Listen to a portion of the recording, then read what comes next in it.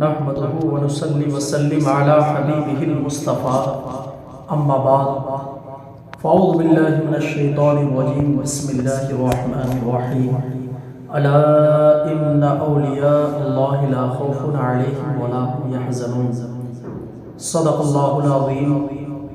وصدق رسوله النبی الامین المتین الکریم ونحن على ذلك لمن الشاہدین والشاکرین والحمد للہ رب العالمین۔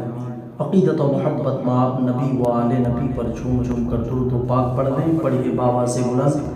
اللہ رب محمد صلی اللہ علیہ وسلم عباد محمد صلی اللہ علیہ وسلم صلی اللہ تعالی علیہ وسلم۔ اللہ تبارک و تعالی نے پوری کائنات کو لفظ کن سے تخلیق فرمائی۔ درود و سلام نازل ہو اس حبیب کبریا پر جس کے صدقے اللہ تبارک و تعالی نے پوری دنیا کو وجود بخشا۔ آج ہم آپ یہاں جتنے بھی اکٹھے ہیں سب نبی کونین صلی اللہ تعالی علیہ وسلم کے دیوانے ہیں۔ حضرات محترم، لوگوں کا اعتراض یہ ہے کہ آج بدعقیدے یہ اعتراض کرتے ہیں کہ کیا ضرورت ہے کہ بریلوی مولانا ہمارے پیچھے پڑے ہوئے ہیں۔ میں ان نادانوں سے یہ کہنا چاہتا ہوں کہ سنی بریلوی علماء آپ کے پیچھے اس لیے نہیں پڑے کہ آپ بہت خوبصورت ہیں، بلکہ آپ کے پیچھے اس لیے پڑے ہیں کہ ہم چاہتے ہیں کہ آپ کو سمجھانے کے لیے جب نبی دو جہاں صلی اللہ تعالی علیہ وسلم ابو جہل کے گھر سمجھانے کے لیے کئی مرتبہ چکر لگا سکتے ہیں، تو کیا غلام مصطفیٰ نبی کے ہر جلسے میں تجھے سمجھانے کے لیے بتا نہیں سکتا ہے؟ تو آپ نبی کے جلسے میں بیٹھ، قسم خدا کی اگر خلوص و للہیت کے ساتھ آئے گا، اگر ہماری بات سچ ہوگی تو اپنے دل پہ لگا لے، اگر بات غلط ہوگی تو واپس کر دے۔ لیکن جب ہمارے علماء دعا کریں گے پھر یقین صبح جاتے جاتے تیرا دل یہ ضرور کہے گا میں مجرم ہوں آقا مجھے ساتھ کہ رستے میں ہے جا بجا کھانے والا سبحان اللہ ملت اسلامیہ قربان جاؤ اس اعلیٰ حضرت پہ۔ عظیم البرکت فاضل بریلوی علیہ رحمت و رضوان کا احسان عظیم ہے پوری دنیا اہل سنت عقیدت والوں پر کہ انہوں نے بریلی سے رہ کر کے ایسا ہاتھ دیا، قسم خدا کی تمام مسلمانوں کا ہاتھ مدینہ شریف تک پہنچ چکا ہے۔ آج ان بدعقید وہابیوں کے سب سے بڑے مولوی سے جب پوچھا گیا تھا ایک میلاد پاک میں اشرف علی تھانوی سے کہ نبی کی مدحت میں کچھ واقعات بیان کر دو، تو بڑے ہی تعجب کے ساتھ اس نے جواب دیا تھا کہ نبی کی مدحت بیان کرنے کے لیے واقعات کا پڑھنا ضروری ہے، مطالعہ ضروری ہے، اس کا ریڈ ضروری ہے۔ میں نے نبی کی مدحت میں کوئی مطالعہ نہیں کیا ہے، قسم خدا کی قربان جاؤ اس اعلیٰ حضرت پر۔ اس جلسے میں کسی ایک بچے کو اٹھاؤ جو ہمارے مفتی نہ ہو، جو ہمارے علماء نہ ہو، جو ہمارے حافظ نہ ہو، جو ہمارے قرآن میں سے نہ ہو،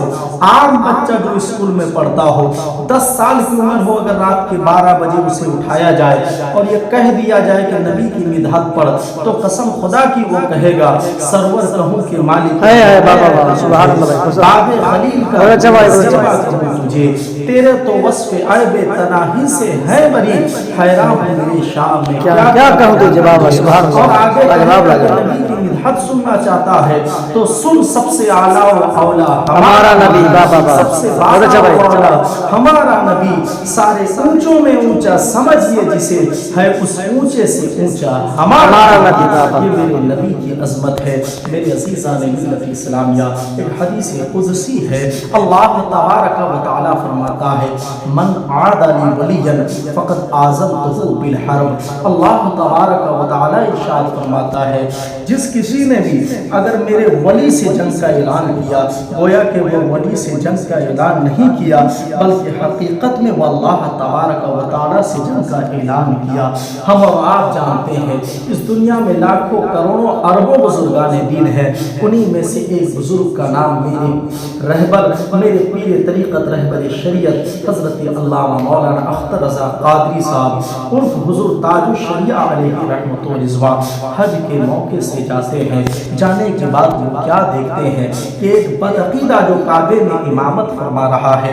حضور تاج الشریعہ علیہ رحمت رضوان نے کسی بھی حال میں اس کے پیچھے نماز نہ پڑھی، اپنے کمرے میں ٹھہرے ہوئے تھے، ساتھ میں ان کی اہلیہ بھی تھی۔ اللہ اکبر مسلمانوں، قربان جاؤ، اگر غور سے سنو گے تو آپ کا ایمان تازہ ہو جائے گا۔ رات کے 3 بجے CID ان کے کمرے میں پہنچتے ہیں، ساتھ میں حضور تاج الشریعہ اور ان کی اہلیہ ہوتی ہے۔ جیسے ہی CID کے لوگ دروازے پر دستک دیتے ہیں، حضور تاج الشریعہ علیہ رحمت و رضوان اپنی بیوی کو پردے کے آڑ میں بھیج دیتے ہیں۔ جیسے ہی دروازہ کھولتے ہیں، CID کے لوگ آتے ہیں، ان کے سامان چیک کرنے لگتے ہیں۔ چیک کرنے کے بعد کچھ نہ پایا، ہاتھ میں ہتھکڑی حضور تاج الشریعہ کی لگا دی، پیر میں بیڑی لگا کر کے اللہ اکبر مسلمانوں قربان جاؤ، 14 دن تک حضور تاج الشریعہ علیہ رحمت رضوان کو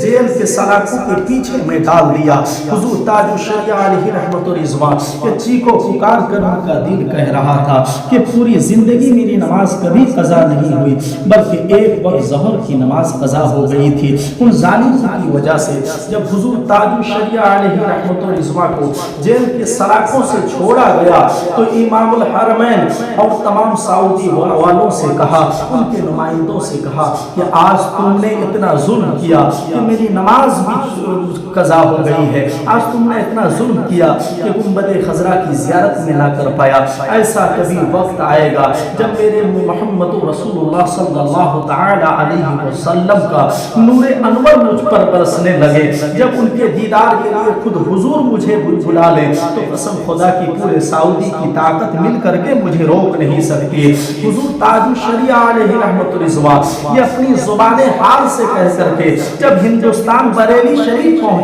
تو چند سال نہیں، چند مہینے نہیں، اللہ اکبر، چند دنوں کے بعد میں سعودی حکومت نے ایک سونے کے تشت میں ایک خط کو بھیجا۔ وہ خط میں کیا لکھا ہوا تھا کہ تاج الشریعہ آپ کا بلاوا مدینہ پاک سے آیا ہے، آپ تشریف لے آئے بریلی شریف سے۔ حضور تاج الشریعہ علیہ بریلی کے سرزمین سے چیخو پکار کر کہنے لگے کہ دیکھو بریلی والوں، جن ظالموں نے مجھے جیل کے سلاخوں میں 14 دن بند کر دیا تھا، میرے پیر میں بیڑی لگا دیے، میرے ہاتھ میں ہتھکڑی لگا دیے، میری نماز کو چھوڑنے پر مجبور کیا، آج انہی ظالموں نے مجھے خط دے کر کے بلایا ہے۔ تاج الشریعہ کا دل اس وقت کہہ رہا تھا جہاں بانی عطا کر دے، بھری جنت نبی مختار کل ہیں جس کو جو چاہے عطا کر دے۔ نعرہ تکبیر، نعرہ رسالت۔